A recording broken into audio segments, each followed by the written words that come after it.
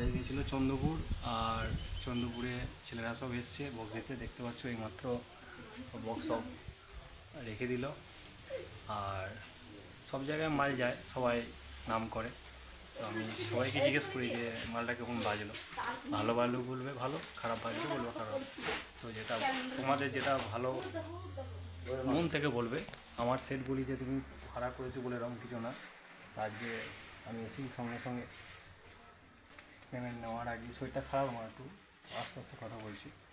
তো পেমেন্ট নেওয়ার আগে আমি বলছিলাম যে রাজেশ আছে, এর হাত দিয়ে আমি চন্দ্রপুরে মাল দিয়েছিলাম। বাইক কেমন বাজলে একটু বলবে? খুব ভালো হয়েছে বাইক, খুব সুন্দর হয়েছে, সবাই নাম করেছে আমাদের ওখানে। হ্যাঁ, আর এখানে পাপু আছে, সূর্য পায় পাপুকে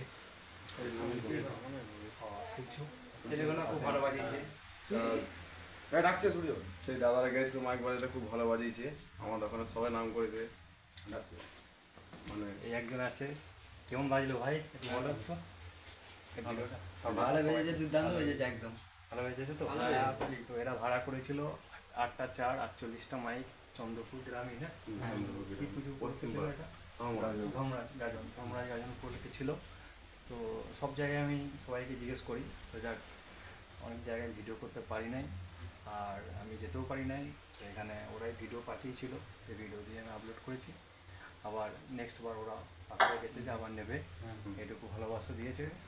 আর যথেষ্ট আমার তরফ থেকে যতটা ভালোবাসা আমি এদেরকে দিয়েছি। ঠিক আছে, আবার নেক্সট ভিডিও তোমাদের সামনে নিয়ে আসবো।